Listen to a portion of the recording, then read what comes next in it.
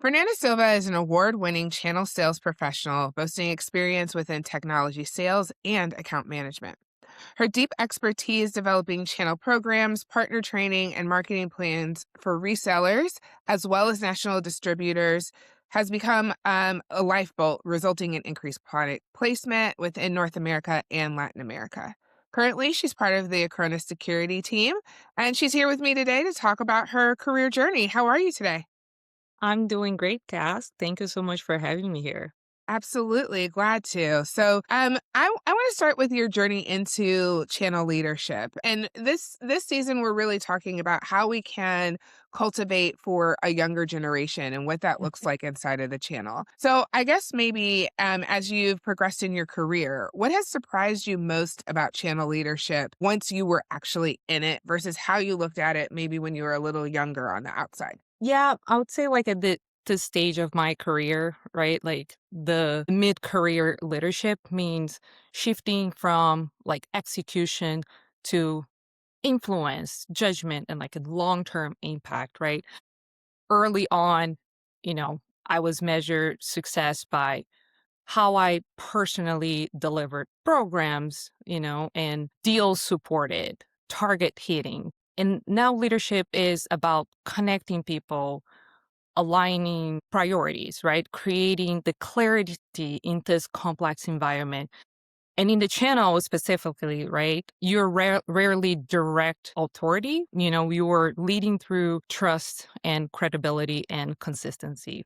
So I would say, like, as I see that evolving and then like my leadership style, right? You know, Listening, context setting, and empowering others, right? I think the one thing for me, like early on in my career, was, being ambitious, right? And creating opportunities for myself where you see like the need in the company, not just in the company, but in the industry itself. You bring up ambition, and for a lot of people, women specifically, ambition is kind of like a bad word, and it can be held against us a little bit. How did you overcome, like, just knowing I'm an ambitious person and this is what I'm going to do versus someone who maybe is like a little cautious about being ambitious? Honestly, I think this comes from, my background and how I grew up too. I remember when I first moved to United States. So I'm originally from Brazil. When I first moved to United States, like my mom met one of my friends' mom, and then she's like, "Oh my gosh, you're crazy from letting Fernanda move to United States." And my mom said, "We raised her for the world. We're grooming her to be independent, and we're not raising her for ourselves." Right. So I think that built to who I am now. I've heard before of, internally, someone's just like, "Well, but you're not afraid of talking with executives." I was like, "I'm not afraid of talking to anybody." When you know your facts, right? Like you understand like what's your goal, and you also understand your audience, right? Like who are you talking to? Like it's understanding and like how you're going to translate that strategy into execution and being able to do your own storytelling, that you're getting that message across. So I think that's just key for, people. And it's not like, oh, you were born like this way. People can change, right? We can all practice, you know, talking to you here right now, right? It's like, was I able to speak in front of a camera before? No, right? Not a lot of people has it in them, right? You gotta find the opportunities. And when I do say the ambitions, right? Like, and sometimes you do have mentors and friends. And when I say even mentors, not even mentors within the industry either, right? Like I had like neighbors of mine, they're like in the medical field, they have their own business, and we talk amongst each other, we help each other. Yet it could have like a age gap, right? That helps you having exposure to different people in your life where you're like, okay, this is what I want. Do I have the people to support me? Right? I've done a presentation before for a different role and it didn't go the way I wanted, right? So it does happen. But I'm the type of person, I guess I am in sales, right? I'm the type of person that I'm always chasing for the yes because you already have the no. That's actually really good. I want to kind of go back to what you were saying about relationships. And a lot of times, channel sales gets framed as being transactional when in reality, it's very, very and deeply relational. What skills have mattered the most in sustaining partner trust? I would say like one of the key things, right? Like I was mentioning, like, right, connecting people, aligning priorities and everything. So when it comes to our partners, when we say we are a partner first, well, we have to prove it to them that we are a partner first. So it's not about just the messaging, but also, getting back to the execution and listening to our partners, right? Because that's how we build trust. And I've worked in different regions, within Americas. I'm currently in a global role, and you truly have to adapt and adjust to your audience, right? If one region works in a different way, right? Like people say, like in the US or, North America, people are transactional. The reality is there's actually a fine balance, right? It's not just transactional because people are not just buying the product. Sometimes they're buying into the people that are behind the company that's going to be providing them with that support to help them grow their business. Because that's what the channel is about, right? It's not about the vendor just being successful, but making sure that our channel partners are successful as well. Yeah. So speaking of the listening to and being less transactional, more relational, what are you hearing from cybersecurity buyers that's helping them be smarter? And are there any places where they're still stuck? Well, I would say like it's a yes and no, answer because it like really depends on where that partner is currently in their business journey. Right? In my view, like when it comes to cybersecurity, right, is like how do you reduce risk and keep the business running? What the partner wants to know, right? Um, and that's how we're going to build, that trust as well as helping them with their becoming their like strategic advisor per se, in aligning on how we're executing, right? I would say like for me, like it's the clear business outcomes. That's what matter the most for all of us, right? Is what's the impact that we can bring to our partners?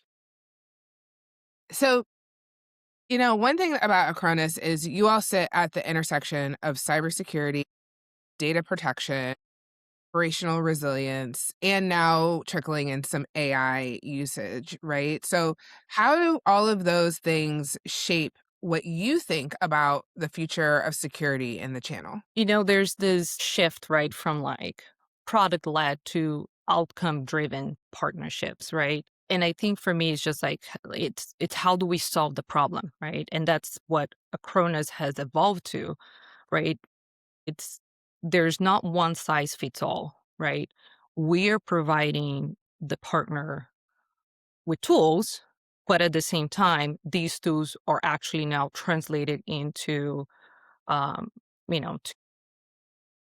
they focus on the outcomes, like, right, the cyber resilience, the data protection, right, the business continuity, and the operational efficiency, right? Because those are like fundamentally change the partner relationship that we're going to have. I would say, within like tools, trainings, messagings, like in the confidence, we need to deliver those outcomes, and success is like no longer defined as, only by transaction, right? Like by the revenue, right? It's definitely measured by the partner adoption, customer retention, and the long term value and creation. And, when we talk about AI, we have to, when we talk about translating these values, is within our product, right? Like what can we do to create these efficiencies through AI, right? So we can make the life easier for our partners and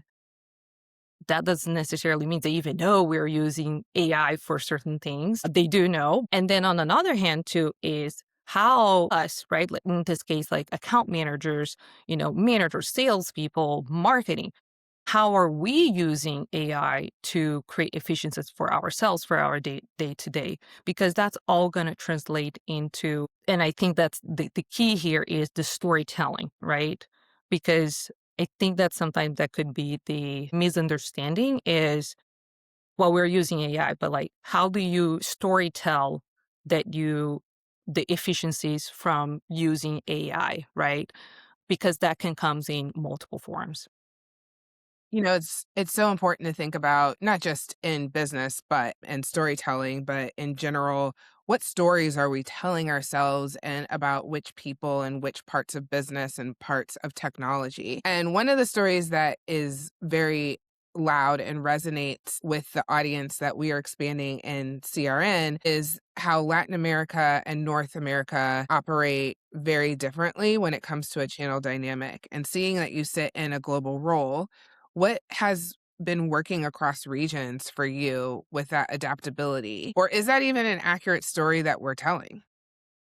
It is, right? Like I mentioned to you, I'm originally from Brazil and I started my career in tech working for a flash storage company with the Brazilian market, right? We were starting operations there. And it was very important to translate to, let's say, our headquarters. And I think, for here at Acronis, we have a much broader expansion into Latin America. And it's how do we enforce the importance in the culture awareness, right? And like everybody says, like North America is transactional and then Latin America is relationship based.